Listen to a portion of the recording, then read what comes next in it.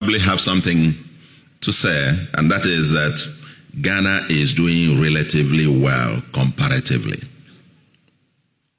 On the size of GDP, Ghana is now the 10th largest in Africa as at 2018. It's a member of what I call the B10 countries, the biggest 10 economies in Africa. It's number 10 exactly, as at last year, with GDP growth averaging over 6% recently. Nigeria is stuck at 2%, just for context. Unemployment less than 3%. Nigeria is at 23%. Why youth unemployment is about 13%? That's right. All the stuff I could pull. Nigeria's is 36%. And poverty index 8 to 10% depending on the measure of poverty, whether you use $1.5 or 1.9.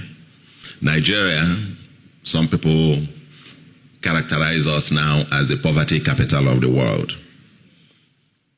Inflation around 9%. And this is very important. Ghana is not perhaps, if you go by the publication by the Funds of Peace on the Fragile States Index, Ghana is the most stable country in West Africa.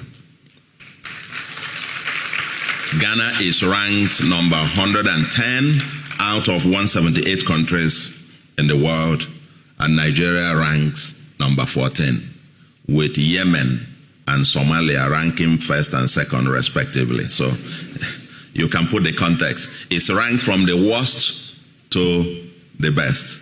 Nigeria is on the red alert list, and you guys are there very, very far there. Competing with several of the developed countries in the world. So there is something to often, have some cheer. I present comparative figures for Nigeria, not just because it is your West African neighbor, but as Africa's largest economy and whose structure is similar to yours, largely dependent on primary commodities.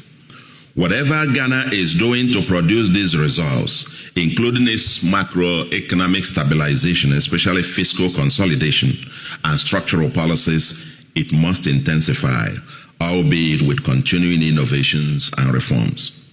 Comparisons are not to make you complacent or depressed, but to put your efforts in context. Never take what you have achieved for granted.